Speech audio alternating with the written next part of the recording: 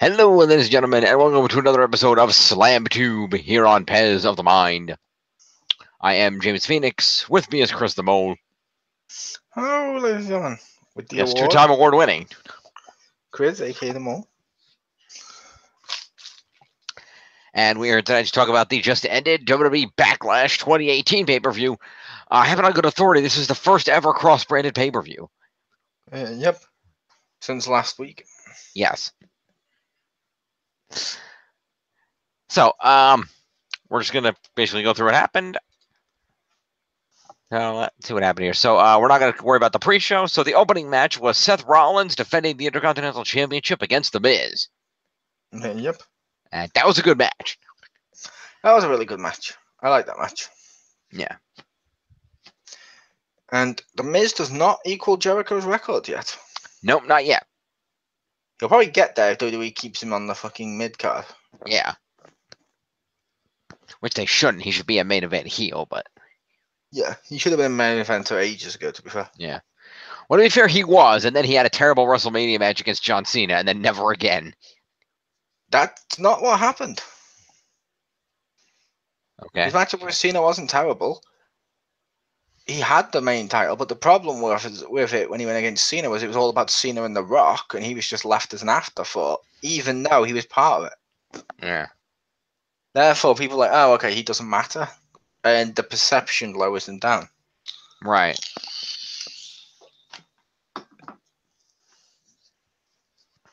But yeah, I enjoyed this match, and Seth Rollins picks up the victory. He does. It was a great back and forth. It was a good match. Yeah, very good. All right, then we had, and I did not see this next match because I was downstairs getting some food, but it was Nia Jax defending the Raw Women's title against Alexa Bliss. This match was weird. Was it? A little bit. Don't get me wrong. It's nothing to do with the fact Nia won, which is fine. Okay. That's fine. The part that I found weird was the fact they were handling the whole match like Nia Jax was the underdog. Okay. And Alexa did get a lot more offense in than she should because beat down comeback for his face style. Mm-hmm. That was weird. There was a cool funny moment where Nia's in the corner and Alexa tries to powerbomb when she's on the top rope. And her legs just wiggle because she can't lift her. Which I thought that was kind of funny, but because you're like, why try that? Don't try that. But yeah, don't do that. But yeah, it was weird that they were treating it like Nia Jax was the underdog, trying to overcome the monster that was Bliss, and you're like, those roles are different to what they should be. They're almost opposite, but it's stupid doing the face heel thing. It should have been dominant face, sneaky, cheaty heel. Yeah. Like, she should be taking cheap shots and running around the ring way more and doing it that way. Yeah. Basically take a page out of Stephanie's book from WrestleMania with Ronda. Yeah, exactly.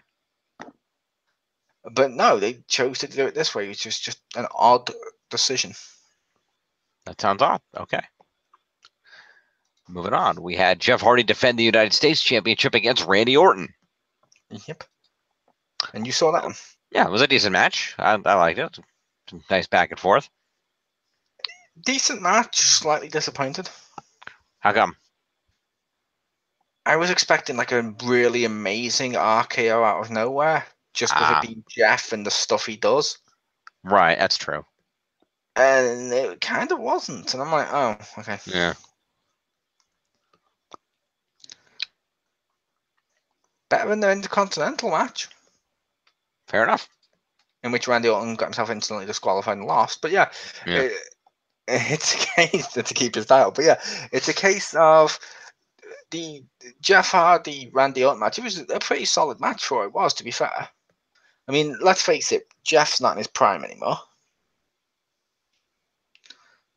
So it wasn't going to be amazing, but it was still a pretty solid match.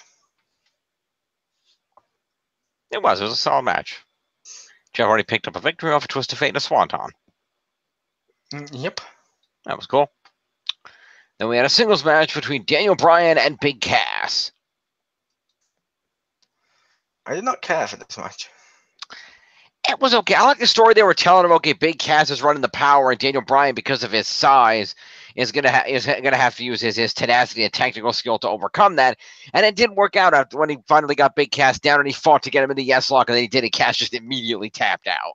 I thought they told a good story. They did. It's just unfortunately, Cass isn't that good. Yeah. Also, this storyline feels like a rehash of what they were doing with Enzo and V Cash. A little bit.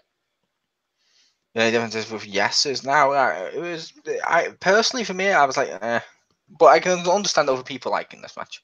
Yeah. And then after the match, Cass got very mad, and he proceeded to assault Daniel Bryan some more anyway, and leave him lying in the ring off a big boot. Yep.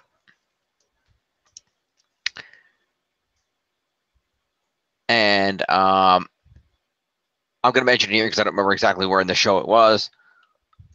But we did have, we needed to kill some time to make sure the show ran overtime by having Elias come out and attempt to sing, get interrupted by a half a dozen people. Yep. Including but not limited to the New Way, No Way Jose, Rusev Day. Again, what? New Day. I said New Day. No, you didn't. Yes, I did. Go back and rewatch the recording. You said New Way. I said New Way? Yes. Okay. You said the New Way, and I was like, no, New Day. New Day. Okay. That's really... Fair I think enough, it's but yes. remember reading No Way Jose next, so you mixed them together. I was like, when it was like, the New Way. New like, Way Jose, yeah. No, but yeah, no, the New Day, No Way Jose, Rusev Day, Breezango and Titus Worldwide were out in the conga line with No Way Jose, and then finally Bobby Roode, who hit Elias with a glorious DDT, and they all congaed out. Yep. Admittedly, I did find that entertaining. It just was also simultaneously a waste of time. Yeah, I mean, I like, because we had like Rusev Day, Titus Worldwide. I like Breezango and stuff. I like a lot of people in it. New Day kind of killed the Elias stuff, but Elias was cool. I like Elias. It's just this whole segment felt like it was a TV segment. A little bit, yeah. Trying to build a feud, only nothing's coming from it. Mm-hmm. So I'm like, oh, okay. Well, no, I think Bobby Roode feuding with Elias is coming from it. Possibly, but that's just weird. The way they did it, and it's like, how's Bobby Roode the face in this? Because Elias was minding his own business, playing music, and everyone interrupted him and attacked him from behind, and yet he's the heel. It's true. It was, but still, it was not a good segment. No.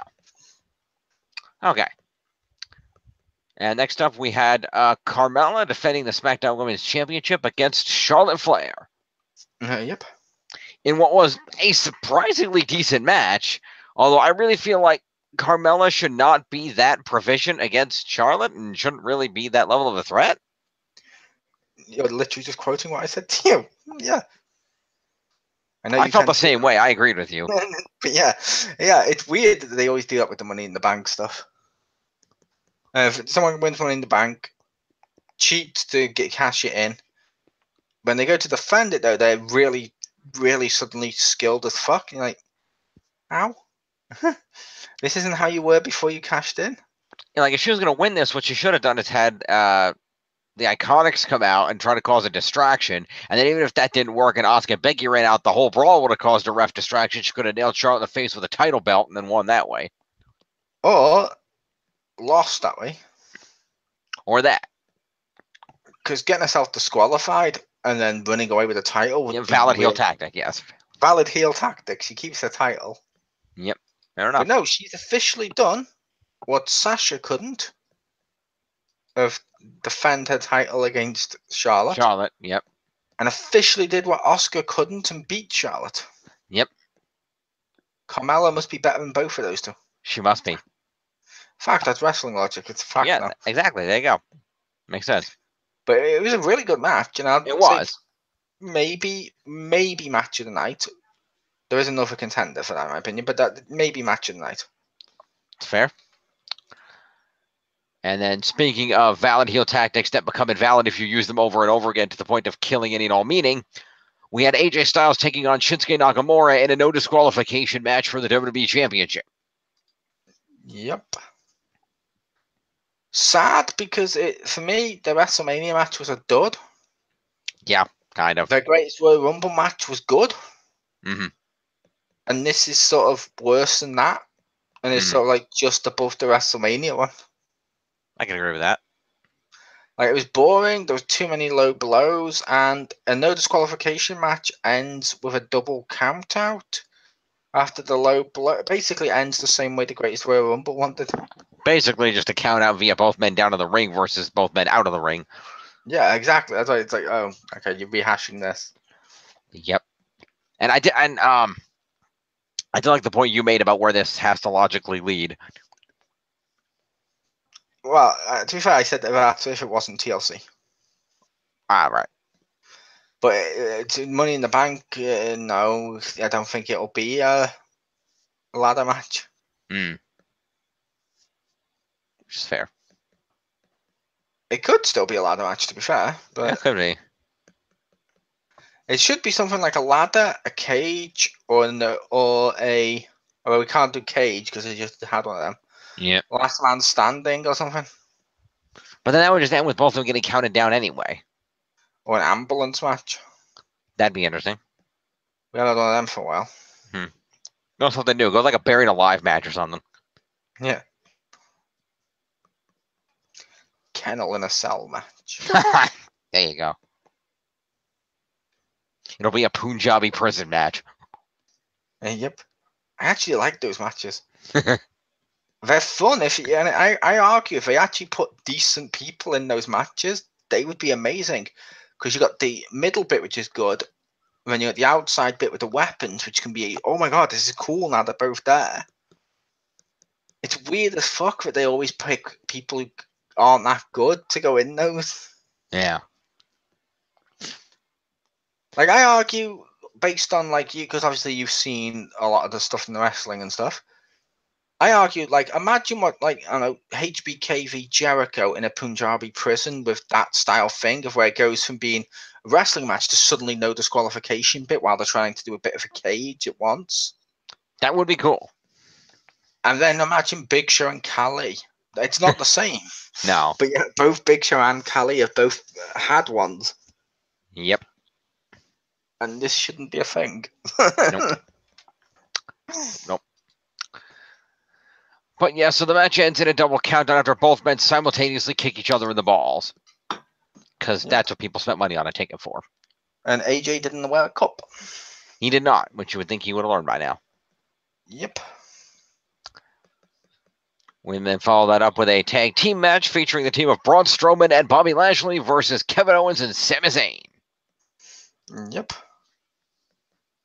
This match went as quickly as I thought it would. Maybe a little slower, but it wasn't a complete squash. But at the end, it looked like Sami Zayn tried to hurt Kevin Owens because it looked like he held his foot so Braun could grab him. But when the commentators were like, wait, were he trying to save him by pulling him under and just couldn't do it in time? But it looked like he held him in place. You know, like the tactic like a manager does on the outside where they grab the foot so suddenly they can't move. Yeah. Because that's how the body works. Yes. Like, logically, if a manager grabs your foot, you know you're about to be attacked, drop and roll. It's like fire, just drop and roll out the ring. Yep. Use a ring escape. Yep. But yes, Braun and Bobby Lashley won, and Kevin Owens got beat up by the face team, and Sami Zayn stood outside the ring and looked concerned. Can I just express how bad it was to have this match? Okay. This was the only tag team match on the card. Yes, it was. And there's no title involved. Nope. So we have no tag team titles here, which is what I was on about of the whole, when they go dual branded, some titles are going to be left off the show. Yep. And it happens to be the tag team ones off the main pay-per-view. That shouldn't happen. Yep. Although also, at least conveniently, they have a Universal Champion who only shows up for like 3 pay-per-views a year, so they don't have to worry about booking that one. Yeah. But it's just weird to get rid of both tag teams. Like, I'd argue, like, let's say Raw has a tag team one. Mm-hmm. SmackDown has the US one. Uh-huh. Raw has the Universal, or some way of that. So each one has a one of each on the pay-per-view. That'd be fine. Okay, I can see that. Like one women's, one's mid-card, one guy's main event, one tag and stuff like that. Just do it that way. That'd be fine, because then every type of belt's represented. This was just weird. It was weird. And then our main event was the match between Roman Reigns and Samoa Joe, which was a really good match, admittedly. It was a really good match. At first, it looked like it wasn't going to be a match, because Joe started off by beating the crap out of him on the outside. And throwing an announce table. Yep. It's like, wait, is there actually going to be a match? But then they threw him in the ring, and then they actually, and despite game logic, they did not immediately ring the bell as soon as both men were in the ring. Yep, and also, it wasn't a Spanish table. No, it was a German table. They're branching out. Well, they've been doing that a lot recently. I've noticed the pay-per-views, they tend to go to the German table first now. Mm-hmm. I think it was noted somewhere in the Geneva Conventions after World War II as part of the punishment to Germany that if ever there was a German announce table at a pro wrestling event, it would automatically be classified below the Spanish table and have to be broken first. Possibly. My thinking is because they always go to the Spanish one, they might be going to a different one now because people in Spain or Mexico might be complaining that it's always our table. And they're like, oh, fine, we'll do a different one. I'm like, okay, it's going to go for the American one now. Suddenly they see a German one set up next to them, like, you fuckers. Oh my God, it's gone for the German announce table. But now the most single important international table there is. And the Spanish one's just like, I fucking hate you. We hate you. You somehow buried our table. Yeah, Randy Orton just shows up going, huh? Yes, exactly. Randy Orton's just like, yes. Comes up and just slaps NXT on the table to send it back down to development. Yes. But no, this was a good match. And despite what some people are making out, there was a lot of cheers for Reigns when he won. There were. He got a good pop when he got the pinfall. Like when he did the spear, you could see everyone go, yes! You could see them all go, yes! And you could actually see people cheering him. It was a good mix of the crowd because there were also a lot of people with the Joe is going to kill you chance supporting Joe too. So it was a very, very good, strong, divided crowd. Yep. And the only reason I did the yes is because logically, if they're going yes, but you can't see them moving in any way, shape, or form, it's probably a sign that they're piping the audio in. Right. Like if you could see everyone going, but then no sound, they've probably muted the crowd. Yep. Like when Reigns first came out, it was like boom, and it just went. The crowd went a lot quieter, almost like they edited it. Yeah, and you hear them screaming, yes repeatedly, but they're not doing this. It means they just piped in the audio from the Daniel Bryan match. Probably, yeah. But yeah, it was weird. It's like it's also weird during the Nakamura one. We actually got a yes chant with hand movements and stuff for low blows. Like they double low blow each other, and the crowd's like, yes, yes, yes. Like, this is the greatest thing ever. And you're like, it's two low blows. No. But yeah, this match, like we had the crowd, and but yeah, it was cool when he sort of reversed the muscle buster thing, and Joe goes boom into the corner, spear 1, 2, 3. Like, that's actually cool. It looked like a cool reversal, roll round spear, and I was like, oh, that's cool. It did. It was a good reversal, and it's a good thing Roman did pull that reversal off, or he might have got Tyson kidded. Yep, and Roman Reigns did a good job of selling his injuries, and he made Joe look great because Joe almost killed him multiple times with his chokes. He did. Like one of the ones I liked when he was doing it, and then he sort of flips backwards and he turns it into a pin, and that's the only way the ref broke it because he went 1, 2, and Joe let go. So Reigns, because Rhodes' entire body flipped over, like his weight went all the way over, so he was basically And you see Reigns holding his throat in the corner, like trying to breathe. Like that was his desperate way to get out of it. Yeah, which I appreciate that because that's logic there. Yeah. That worked very well. And that's why I say this could have been match of the night. I'm up in the air about whether or not it's this or it's Charlotte versus Carmella. I can't decide which one. Which is fair. Although I will say, given the quality of this match and its ending versus the quality and ending of the AJ Shinsuke match, I approve of this match being the main event. I approve of this being the main event anyway, because this has better build-up, because that consists of low blow. Their storyline is, I'm going to beat you at WrestleMania, said over and over again. WrestleMania happens, low blow, low blow, low blow, Greatest Royal Rumble, low blow, low blow, low blow. And you're like, it's not that interesting. Yeah. This, at least Joe and Roman Reigns have history. I was disappointed because I said to Jim, oh, I wonder if Dean's going to come out during this. Just because Joe hurt Dean, and it's like, oh, okay. If Joe did, I think Joe hurt Dean. And it's like, I believe it was, yes. And if it, yeah, it's like Dean should be back soon. And the commentator even asked the question, who's going to help him when he was being choked? Or who's going to stop this? And I'm like, oh, Dean. But no. Yep. To be fair, part of me's a little glad that Dean Ambrose didn't interfere. Mm-hmm.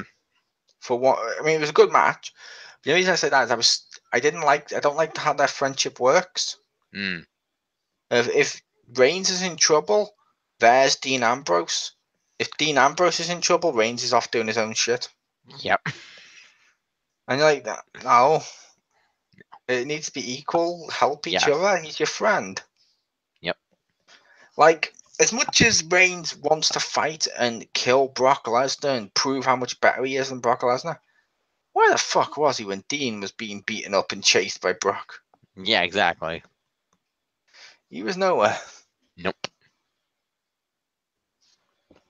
But yeah, this basically continues Reigns' build up, and it works. Yep. And it was a good main event. It was. But now I'm curious to see what's going to happen tomorrow night on Raw, because now they need to set up a feud for Reigns going forward, and I'm assuming it'll be against Brock again, but at the same time, I'm not sure Brock's going to be around before SummerSlam, so what the hell are they going to do for the intervening several months? Yep. It'll be a heel turn from someone, because I don't think they have any other heels. They really don't, unless they turn around and just have Roman feud with Kevin Owens. Yeah, they have Kevin Owens and Sami Zayn, but it looks like those two might want revenge on Braun and Lashley. Unless Lashley heel turns on Braun. Braun will be in the feud with him. True. So, yeah, we need someone to go against him. Unless it's the returning Jason Jordan. Fingers crossed. Could be. I guess it's got to be Kane. There you go. In his smart car. Yes. Kane's music and just a smart car comes out. But he's still dressed as Kane when he gets out. Yes. And it's like a smart car painted with flames on it. That'd be amazing. Yes. I'd just be like, no. Just, no. No, we're done here. No. Yeah. No, but like I said, that's the problem, I think, with Raw at the moment, is they got rid of Miz. Mm-hmm. They got rid of the Bar. Mm-hmm. I don't think they have heels left. I'm like, oh, Jinder. Yeah. Yep. Jinder. We still have the modern day Maharaja to go against the big dog. Arguably, that could get Reigns cheered, because, as I've said before now, Jinder may be the only person booed so much more than Reigns. By default, you're going to want Reigns to win. That's true. That's true. Jinder Mahal has that cheap 80s villain heat. Yeah, pretty much. So there is that one going for. So we might have Jinder. There is Jinder. I mean, I would say, strictly speaking, they also have Baron Corbin, but he seems to be building up a feud against No Way Jose over there. Yep. I do want to see Baron Corbin v Roman Reigns at some point now, as I've mentioned to people before now, only because they both started in football. They both have a character that says over and over again, like they have, they're not good guys or bad guys, they're just themselves. Right. So you're like, oh, okay. They're very similar characters, so putting them together kind of works. Yeah. But I feel like for that to work properly, I feel like Reigns needs the title. so Corbin has something to chase after and a reason to go after him. But yeah, so it's probably gonna. I hope it might. Well, probably it's probably gonna be Jinder. Yeah, I could see it being Jinder. Unless they continue the Joe one for another month. Yeah, which would be weird considering they're on different brands. Yep.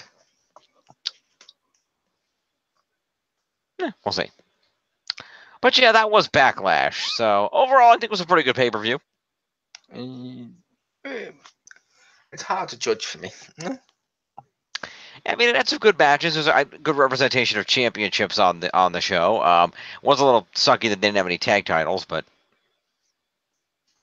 they haven't quite. Give them a few months and they'll figure out how to balance these a little better, hopefully. But for me, the problems were. I know people said this about the Greatest Royal Rumble and tried to discredit it. Mm-hmm. No titles changed hands. So okay, you got that, which is fair enough. My main problem with this though is it was so close to the Greatest Royal Rumble that none of the matches had proper build up. No, they didn't. Some of them, like the Nakamura one, was basically the same ending that they just gave us 2 weeks ago. Yep. So Money in the Bank should be better because they're gonna have longer to build it up. They can actually get feuds going now. It'll be good. Yeah, should be. But I just didn't like this. This one, it's had some good matches, but without the build up to care. It's similar to what we've said before now about the Transformer films. As much as we're reviewing them and actually trying to find some positives in them and stuff. Yep. But whenever we insult the Transformer films, one of the things we always say, like with the Michael Bay films, is they're great effects, but without a reason to care about the effects, you don't care about the movie. Right. And it's the same, in my opinion, with wrestling. If it's a great match, that's fine. It's got great action, but without the story around it and a great feud around it, there's no reason to get invested or care. Right. So, like, whenever you say to someone, what were your favorite rivalries? They're gonna like even Austin v McMahon got really popular, and that, let's face it, their matches weren't that good, but it had a great story, and the matches were entertaining on a certain level because the story elevated it up. Precisely. But yeah, so I'm gonna give this a middle review for that because it suffered greatly from the Greatest Royal Rumble. I agree. Wasn't meant to be a pun. Yeah, I can agree with that. I would say this pay-per-view, it's a decent pay-per-view. I would certainly throw it an 80. I mean, there was some good matches on it. It was an entertaining pay-per-view. It's just there wasn't a lot of build-up around anything because everything was still kind of lagging from the post-WrestleMania shake-up and then the Greatest Royal Rumble. They didn't just have time to end anything and build anything new up. There's just too many things coming right after another. Yep. I also feel sorry for Lashley. Yeah. Because he was brought back. They haven't done anything with him. And let's face it, the only reason Lashley was on this event is because Nicholas has school. Yeah, pretty much. Which is a bad way of saying this. Nicholas doesn't want to work Monday nights. It's or travel, so it's like, yeah. Nicholas failed the wellness policy. That's a fact. You can look that up. He failed his wellness policy. Because in school he was handed a joint, and WWE found out. They found out he did that. They stripped him the title. It's a whole debacle. Well, apparently he may be debuting soon on TNN as brother Niklaus. So that'll be fun. It will be.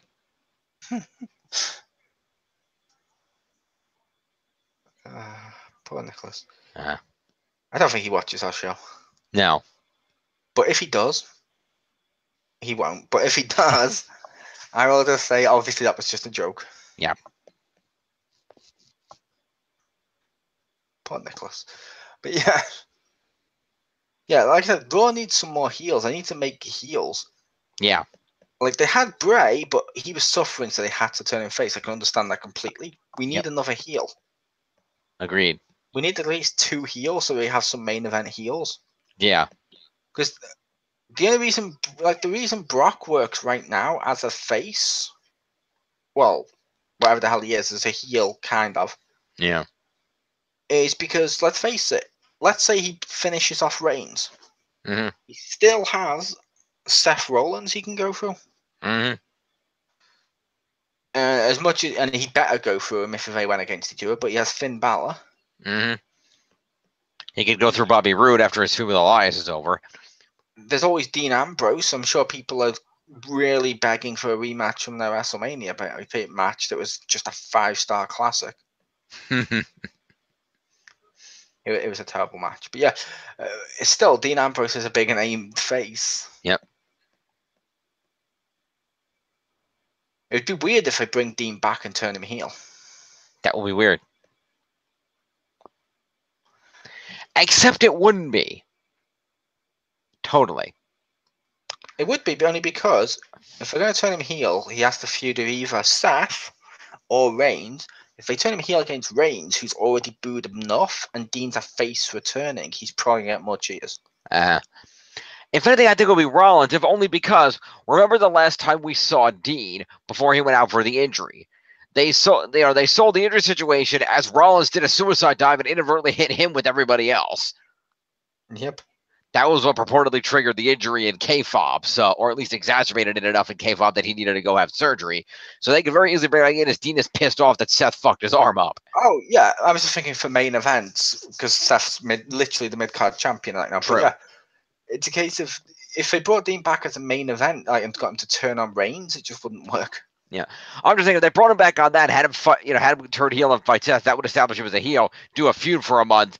Then he can, Reigns can come out and save Rollins, and then you could transfer him into a feud against Reigns. Yeah, it would just be weird, but yeah, we need more heels now. Yeah, we really do. I suppose there's always Elias. There is Elias. I mean, I don't think he's main event heel levels yet, but they could easily bring him up there because he is one of the most used heels. Even on this, he was used when he didn't have a match. True. But yeah, like I said, I went way to this middle. I can agree with that. That's fair enough. And like I said, I threw it about an 80 because it was a good pay-per-view, but they just lacked enough build-up behind it to make it really work. Yeah. They got Mojo Rawley. They could push him as a heel.